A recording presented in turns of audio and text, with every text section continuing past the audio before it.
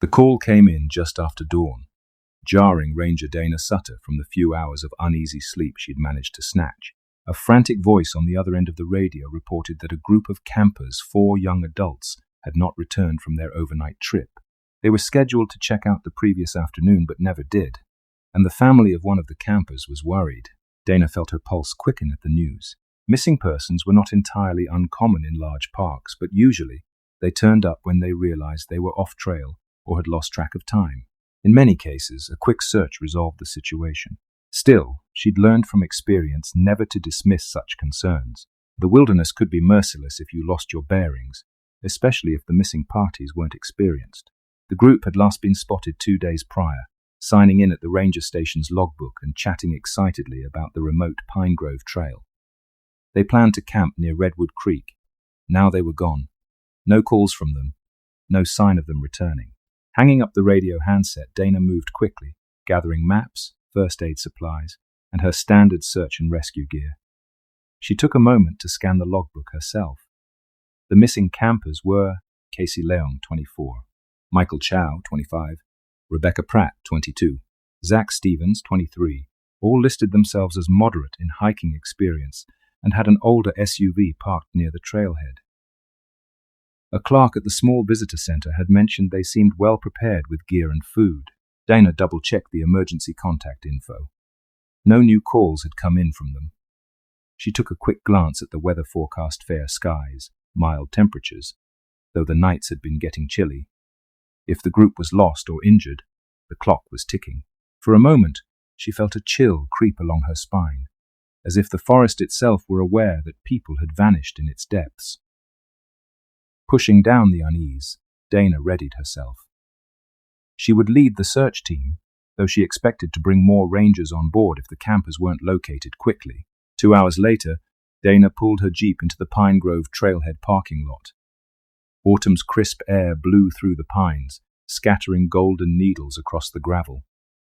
The missing group's SUV still sat there, covered in a light dusting of leaves and forest debris. No sign that anyone had returned to it. A volunteer named Grant, a grizzled outdoorsman in his early 60s, waited by the trailhead.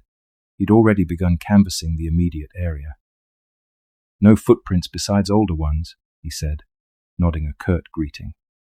"They definitely haven't come back this way." Dana frowned, surveying the tree line.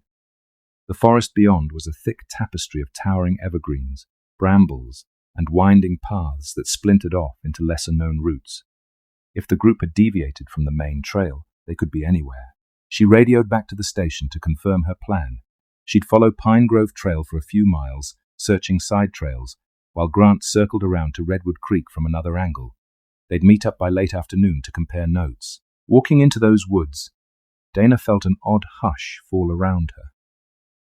Normally, birdsong or the chatter of squirrels punctuated the forest, but now the air felt unnaturally still. She told herself she was imagining it. Her mind was on high alert, scanning for any sign of trouble. Yet she couldn't shake the sense that something was off. Her boots crunched along the trail, and occasionally she paused to call out the campers' names, listening for any reply. Only silence answered. She pressed forward, taking note of footprints here and there, mostly older tracks from hikers or animals. She couldn't positively identify the missing group's footprints yet. Around midday, she stopped at a small clearing near Redwood Creek. Leaves drifted lazily in the breeze, landing on boulders that jutted from the shallow water. A perfect campsite, she thought, scanning for hints of a recent stay charcoal from a campfire, trampled grass, tent imprints. Nothing. She checked her map. Another half-mile upstream, there was a known camping spot. Perhaps the group had pitched their tents there. Gathering her gear, Dana continued, heart pounding at the unknown. It was late afternoon when Dana found what she'd been searching for. There, beneath the looming redwoods, lay a cluster of tents, 4 in total. The pitched tents looked intact, unzipped, with no visible damage. As she approached, her heart thudded. Why would they abandon their campsite? "Hello," she called, her voice echoing among the trees. "Ranger Dana here. Is anyone there?" Silence. She ventured between the tents, Each flap was open, revealing sleeping bags, backpacks, and personal belongings inside. Half-eaten snacks, water bottles, a portable charger. It was as if the campers had simply stepped away for a moment, except they never returned. Dana crouched beside one tent and gingerly lifted a wallet from the ground. Michael Chow's driver's license stared back at her. In another, she spotted a smartphone lying next to a journal. She picked up the phone, pressing the power button. But it was dead. The strangest detail was that none of the supplies had been taken. If they were going for a short walk, they might have left some gear behind, but not everything. No boots or jackets were missing.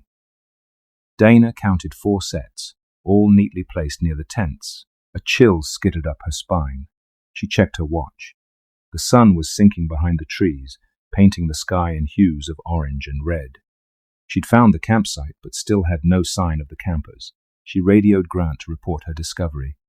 His reply crackled with static. "No sign of them on my end. I'll start heading your way." Stepping carefully around the tents, Dana examined the perimeter for footprints. Indeed, she found scuffs in the soft soil, as if the campers had paced around in confusion. Most bizarrely, the tracks formed loops and circles, as though the group had gone in circles repeatedly. Then, after a few yards, the footprints vanished entirely. No sign of the campers heading off into the woods. Dana's skin prickled. That was impossible unless they'd climbed trees or backtracked flawlessly. Yet there was no indication of either. It looked as if they had disappeared. By the time Grant arrived, dusk had settled. The forest shadows elongated, turning every trunk and boulder into a looming shape. Dana showed him the site, pointing to the undisturbed belongings. Grant's normally gruff demeanor softened with confusion. "Why would they leave everything?"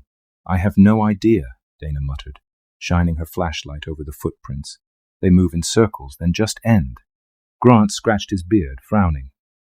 "I've seen folks get turned around in the woods before, but never vanish into thin air.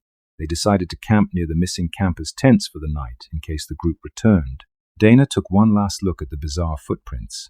The patterns made her stomach clench.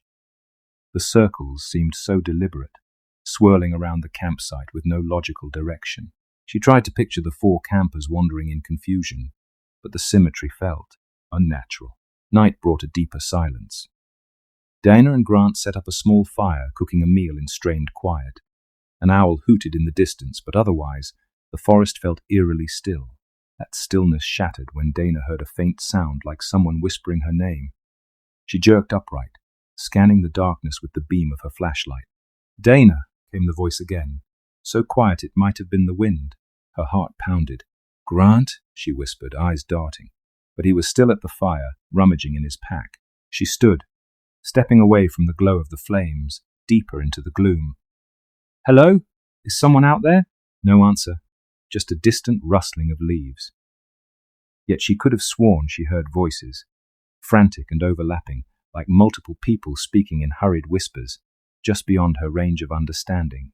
When she returned to the fire, Grant noticed the tension on her face. "What's wrong?" Dana hesitated. "I thought I heard someone calling my name, but it must have been my imagination." Grant nodded slowly, though concern shone in his eyes.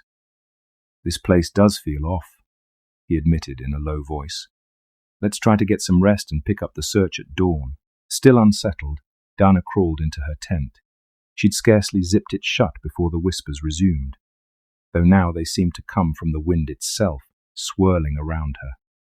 She closed her eyes, forcing herself to calm down. Exhaustion eventually dragged her into a restless sleep. Sunlight filtered through the pines as morning broke, the golden rays illuminating the campsite. Dana emerged from her tent to find the forest quiet. No footprints added during the night. No sign that the missing campers had returned. After a hurried breakfast with Grant, Dana began a more thorough search of the tents, hoping to find IDs, phones, or anything that might give a clue. In Casey's tent, she found a battered paperback novel and a collection of postcards. In Zach's, she found a half-eaten energy bar and a notebook with doodles. Inside Rebecca's tent, beneath a rolled-up sleeping bag, Dana discovered a small spiral-bound journal. The cover was adorned with stickers of mountain peaks and nature logos. Dana flipped to the last page with writing, scanning the scrawled text. Her breath caught at the frantic tone of the words. Day 2, maybe 3, I've lost track of time. Something's wrong with this forest. We keep walking the trail to leave, but it leads us in circles back to camp, no matter which direction. Michael says we might be disoriented, but it's not normal. We tried using the compass, but it spun in circles before giving up. Casey is terrified. She swears she hears voices. Zach told us to stay calm, but he's rattled too. Day 3. The forest won't let us leave. We've been hiking in daylight, but by dusk we always end up right back here. It's like the trees shift when we're not looking. The nights are worse, we hear whispering, it's getting louder. I keep thinking I see figures in the distance, but then they vanish. We have enough water for now, but we're running out of food. I'm writing this in case someone finds it, we can't escape. I'm so scared. Dana's skin prickled. The words painted a picture of a forest that seemed alive and hostile, twisting paths to keep the campers trapped. She read further, seeing references to arguments that broke out among the group, each one frightened and disoriented. The final entry was cut off, the pen's ink trailing across the page. Day 4 or 5. We're desperate. Zach wants to break camp and hike in a straight line, ignoring the trails. But the forest, is it changing? Casey said she saw someone watching us at dusk, a figure among the trees holding. The writing ended abruptly. Grant peered over Dana's shoulder, letting out a low whistle. They must have panicked. But is it just group paranoia, or? Dana rubbed her temples, recalling her own sense of unease. I don't know, but that explains the footprints circling. They might have been trying and failing to leave. Something was messing with their sense of direction. Grant started to say something, then froze, listening. Dana listened too, hearing a faint, distant murmur. It sounded like wind raking branches, a sigh that formed words just out of comprehension. They decided to retrace the campers' supposed steps. If the group truly attempted to escape and ended up back at camp, there might be some pattern in the terrain. First, they used a standard ranger compass to determine north. Both of them verified it was working properly. They agreed to walk a northbound route from the campsite. Initial progress went smoothly. They set a steady pace, marking trees with bright tape to ensure they had a visible path back. The forest around them was dense, but they navigated carefully, checking the compass every few minutes to confirm direction. Strangely, after about 30 minutes, they stumbled upon one of Dana's bright tape markers, impossible, because they'd placed only behind them, not ahead. Grant stared at the marker, then at the compass. The needle wobbled once, then settled on an orientation that seemed correct, yet it clearly had led them back in a loop. This shouldn't happen, Grant muttered. We never turned around. Dana's heart pounded. The camper's journal was coming to life before her eyes. Let's try again, but more systematically. They pressed on, relying not just on the compass, but also the sun's position. Yet unbelievably, no matter how carefully they walked, they soon emerged back at the same marker. The track they'd made in the soil confirmed it. 2 grown adults, experienced in navigation, were marching in circles. A creeping sense of dread clutched Dana's stomach. Is the forest actually shifting, or are we losing our minds? She thought about the frantic scribbles in Rebecca's journal, the mention of a forest that wouldn't let them leave, the whispering, the feeling of being watched. Could there be some strange phenomenon at play? Grant's patience snapped. I'm going to push forward in a straight line, ignoring the compass. He hacked away at the underbrush, forging a direct path. Dana followed, though an unspoken fear pulsed in her. Minutes ticked by in tense silence, footsteps crunching twigs and leaves. Then, impossibly, they burst into the clearing where the tent stood, as if the forest had spat them out at the very place they were trying to escape. Dana and Grant exchanged a glance of shared alarm. They had walked in an unwavering line, yet they ended up back at the campsite. It defied all reason. We need to regroup, Dana said quietly. Her mind churned with possible explanations, magnetic anomalies, illusions, exhaustion. Yet none fully accounted for what they'd just experienced. Grant paced around the campsite, muttering curses under his breath. I've hiked these woods for decades, never seen anything like this. Though the sun still shone, a deep chill seemed to spread through the air. Dana remembered the journal's final line mentioning a figure at dusk. Her gaze flitted around the towering pines. half expecting to spot someone lurking.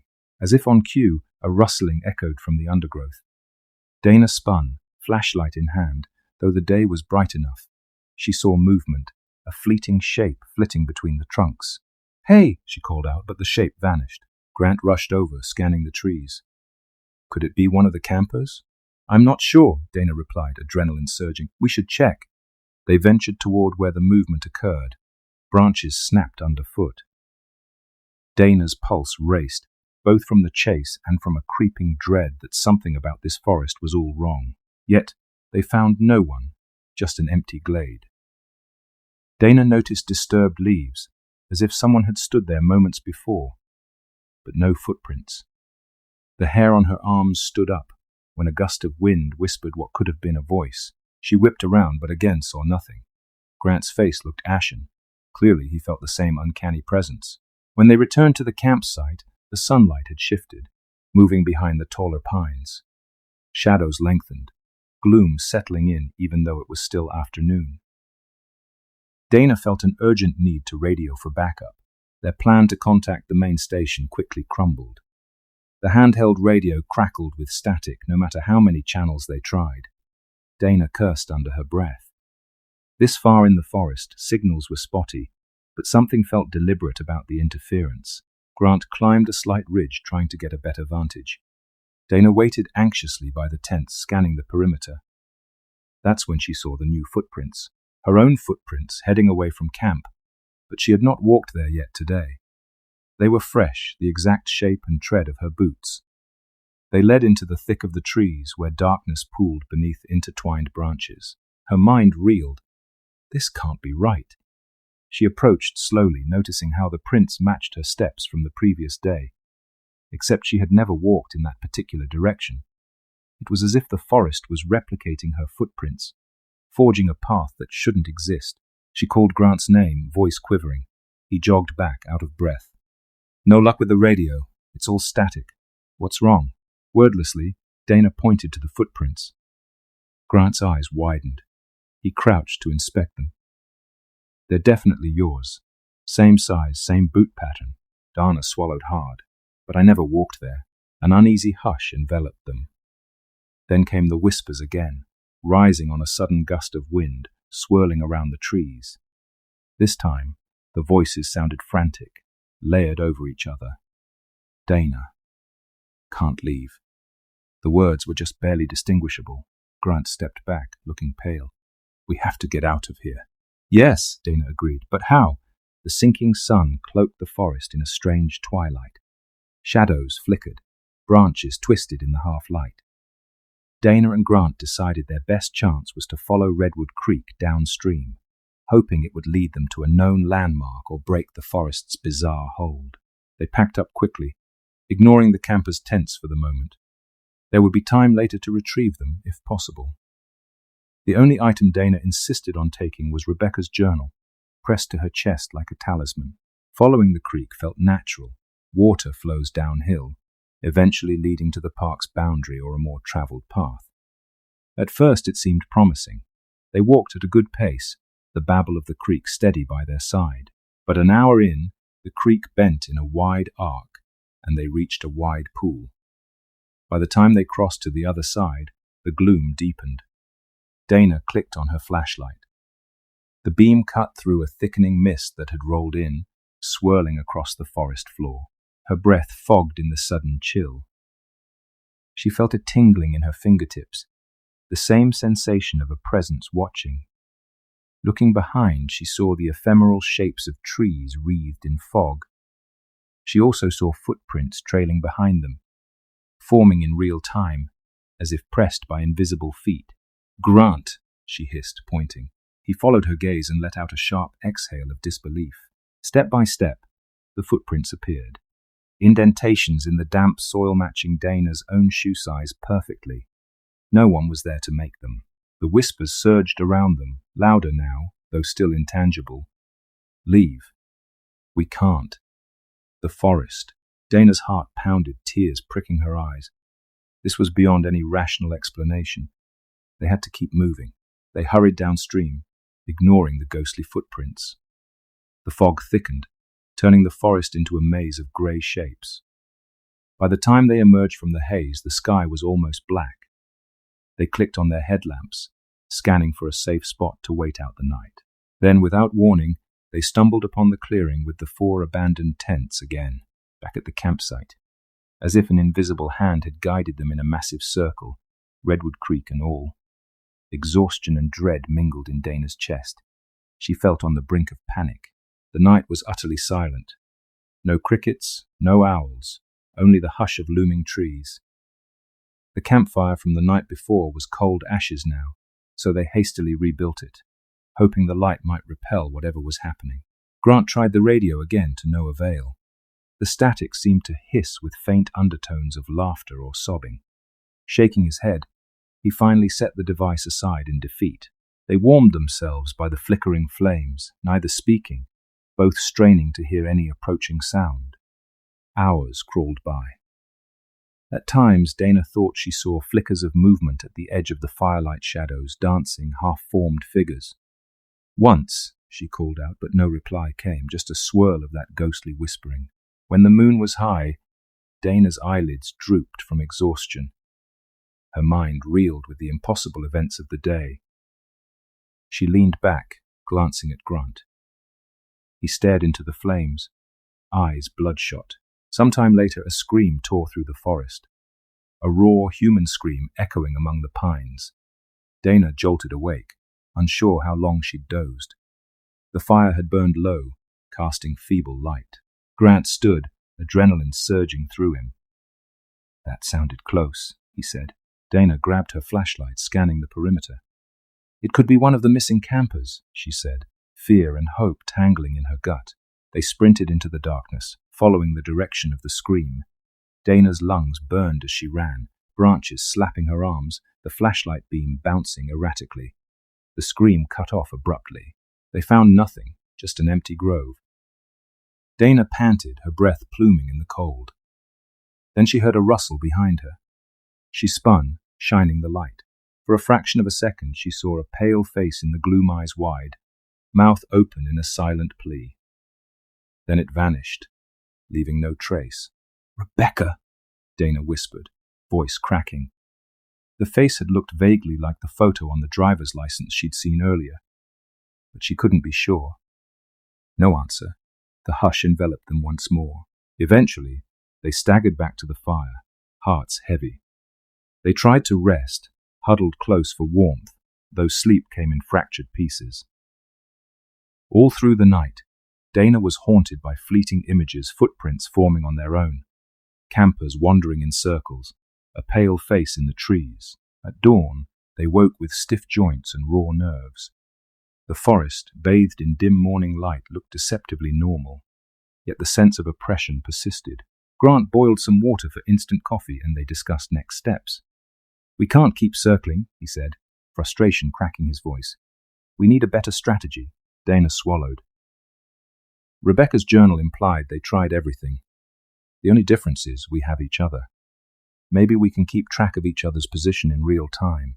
They decided to move slowly, one walking ahead, the other behind, constantly checking all directions. Perhaps if they never took their eyes off each other, they'd avoid the forest's illusions. Leaving the campsite once more, they walked in what they both confirmed was a direct southwestern direction, calling out each step to remain oriented. 10 steps, check each other, mark a tree. Another 10 steps, repeat. For a while, it seemed to work. The woods felt less menacing under the early sun. They advanced more than half a mile, marking trees with bright ribbons, noticing no loops. Dana's spirits lifted slightly. We might actually be making progress. Then the forest-dimmed clouds obscured the sun, and a whispering breeze picked up, swirling leaves around them. Distracted by the sudden gloom, Dana glanced to her right and froze. The ribbons they'd been placing were all around her, an entire circle of them. She called out, "Grant!" No answer. She turned, shining her flashlight. He wasn't there. She tried again, voice cracking. "Grant!" Her own footprints crisscrossed the ground. She realized with horror that Grant's footsteps were gone, as though he'd never been there. She was alone, ribbons marking a spiral shape that made her dizzy. She staggered, heart hammering, trying to remember how the forest had rearranged itself this time. Where did Grant go? Panic flared. Dana spun in circles, scanning every trunk, every bush. The gloom was thick, despite it still being daytime. A hush settled again. Then she heard it. Grant's voice, distant yet urgent. She followed the sound, weaving between the trees. The voice led her deeper, each call tugging her like a lifeline. At one point, she thought she glimpsed him through the branches, but it turned out to be a twisted trunk. Finally, the call stopped. Dana stood in a strange part of the forest, the air cold enough that her breath misted. A ring of mossy boulders formed a natural clearing. The wind whipped around, carrying the hush of countless whispers. Dana realized with dread that she recognized this place. The footprints in the leaf litter formed circles reminiscent of the campsite. The hush of voices seemed to chant in overlapping tones. Stay. No escape. The forest. She pressed a hand over her mouth, trying not to sob. Was she trapped like the others now? The missing campers. Grant everyone pulled into a labyrinth where the rules of nature no longer applied. Tears blurred her vision. She thought of the journal, how it ended abruptly, how its author described the forest's refusal to let them leave. Now she too was ensnared. She sank onto one of the boulders, gripping the journal like a lifeline. Maybe the final entries held a clue. She flipped to the last scrawled lines. We saw someone in the trees tonight. Zach called out, but they didn't respond. They just stared. I think they want us to come deeper. I'm so cold. Casey won't stop crying. The forest is. The text ended. Dana closed her eyes. She had no illusions that rereading the same words would magically free her. She wasn't sure how long she sat there, stunned by terror and exhaustion. At some point, a faint rustle snapped her to attention. A shape emerged from behind the largest boulder. A figure with disheveled hair, clothes torn and dirty. Casey? Dana whispered, pulse racing. It was indeed one of the missing campers, eyes wide with shock. Casey took a halting step forward, lips trembling. I can't get out, she rasped. We keep walking, but we end up in the same place. Relief and fear mingled within Dana. Where are the others? Michael, Rebecca, Zach? Casey's gaze darted, haunted. Gone. Or the forest took them. I don't know. She pressed her hands to her ears. Do you hear it? The whispers? Dana nodded, stepping closer to offer comfort. But the moment her fingers brushed Casey's arm, the camper recoiled, eyes flaring with panic. No, stay back, Casey hissed. It's you. You're part of it now. A chilling gust swept through, swirling leaves around their feet. Casey let out a broken sob, turning and bolting into the shadows before Dana could stop her. Casey! Dana yelled, chasing after her. But within seconds, Casey vanished, leaving not so much as a footprint behind. The hush returned, mocking Dana's attempts at rescue. She felt on the verge of despair. Then came another voice. Dana? She whirled. This time it was Grant stumbling into view. Relief flooded her, so powerful it almost knocked her to her knees. Thank God, she whispered. I thought I lost you. Grant looked shaken, but he forced a thin smile. Something pulled me away. I can't explain it. But I found a small ravine. It looks like there's a path down there.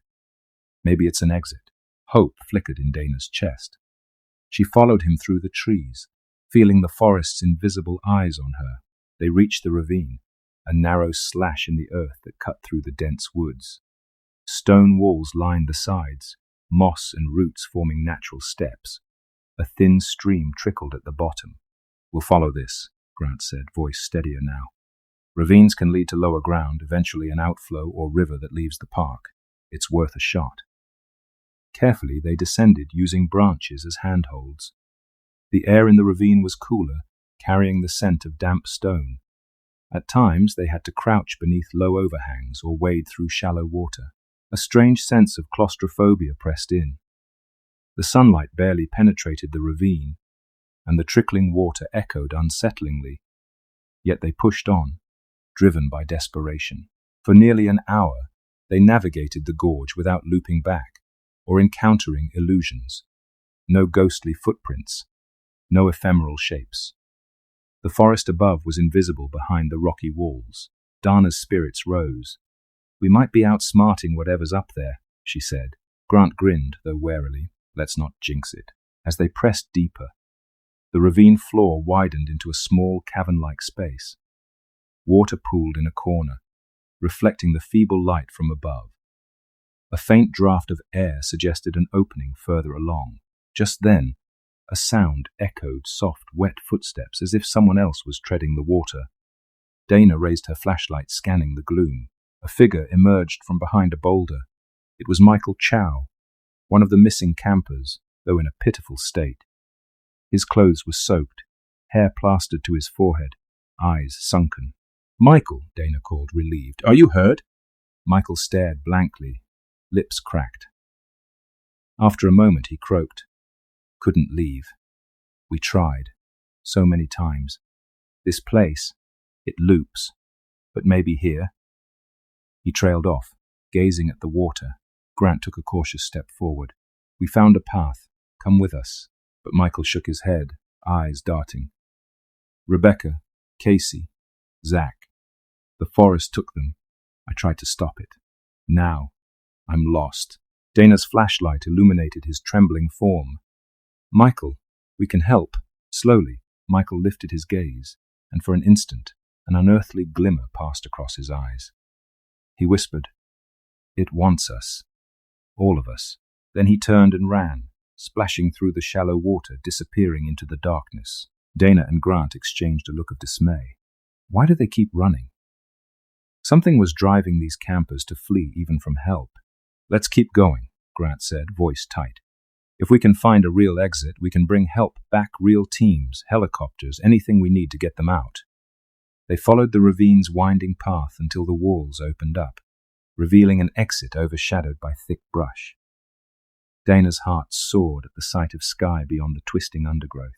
Pushing aside branches, they emerged onto a small slope. The forest stretched out below them, sunlight gleaming on leaves. The menacing hush seemed to recede, replaced by normal bird calls. They trudged downhill, expecting to see the park boundary or at least a ranger road. Instead, they found themselves back at the campsite. "No!" Dana cried, dropping to her knees.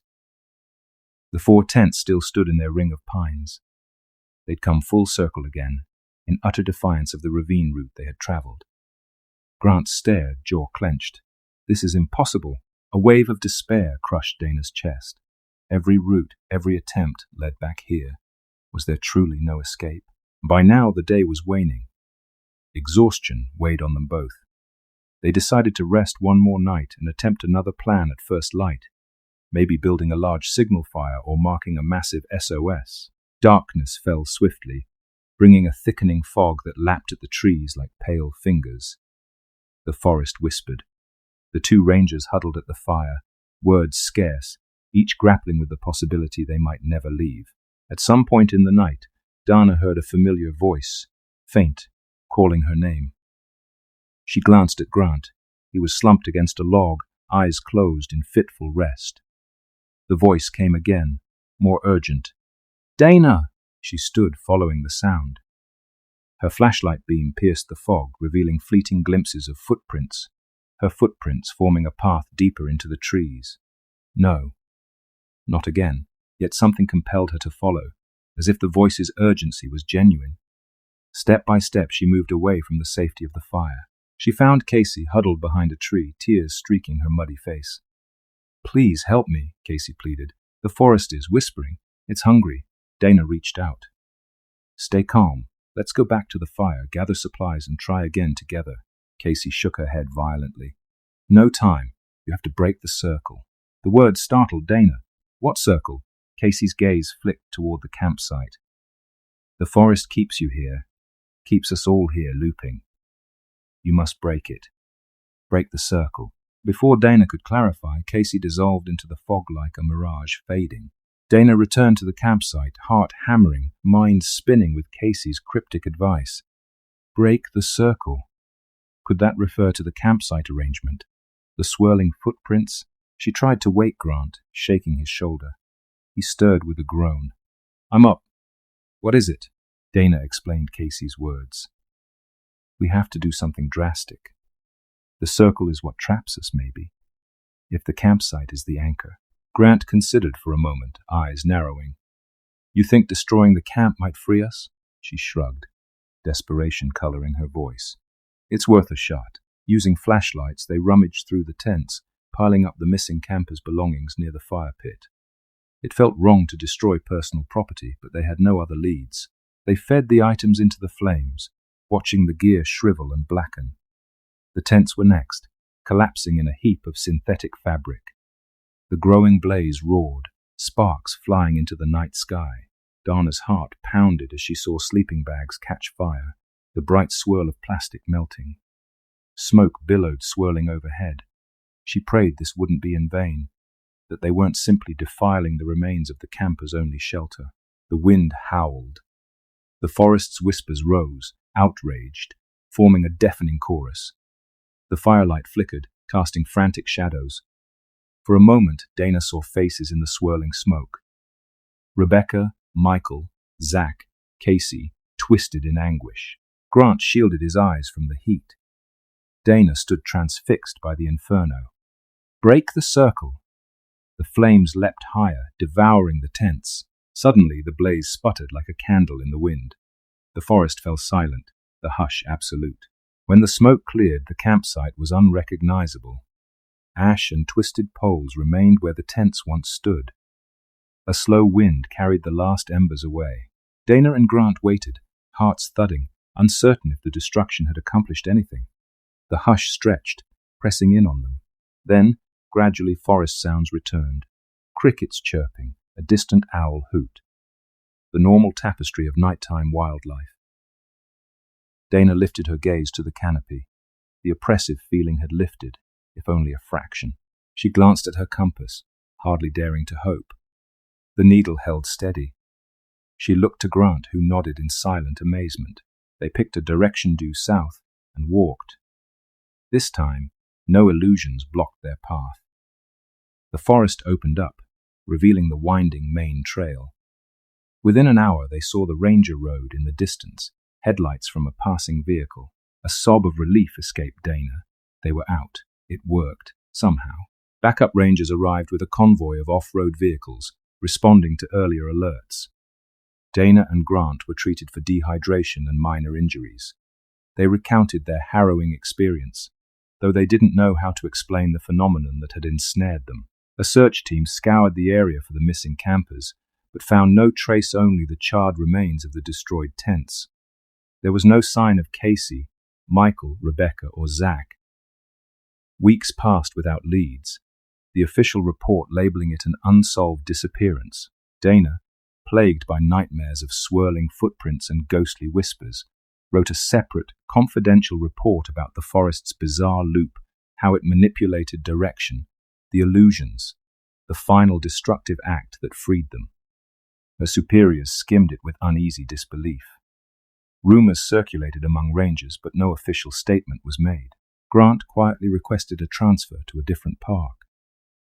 Dana considered doing the same, yet something held her back. She felt a responsibility to the lost campers, to the forest that had swallowed them. Could they still be in there, trapped in some twisted pocket of reality? Months later, on a misty morning, Dana hiked the Pine Grove Trail alone, carefully, though the winter storms had passed. The area felt different, calmer, but a residual tension lingered, as if the forest remembered. She stopped at the site of the old campsite. The forest floor had regrown with ferns and moss, no sign of the fire or tents. Yet she swore she could sense faint whispers in the breeze. Suddenly, she spotted footprints leading away from that spot fresh, as though formed minutes ago. They matched the tread of her own boots, continuing into the deeper woods. Dana stood still, heart pounding. Is it happening again? The wind rustled, carrying a ghostly echo. The forest wouldn't let them leave. She closed her eyes, pressing a hand to her chest. The missing campers remained an unsolved mystery. Perhaps the forest had claimed them, Or perhaps they roamed an endless loop, searching for a way out. With a shaky breath, Dana turned around, refusing to follow the footprints beckoning her deeper. She walked back toward the park boundary, refusing to look over her shoulder. Even so, she felt watched. The hush of the woods, a quiet reminder of all that had been lost and might yet be lost again. Some nights, when the wind is just right, local hikers claim they hear frantic whispers in the pines. And if you venture too far, they say you might see footprints, your own leading you in circles. Because sometimes, once the forest wants you, it won't ever let you go.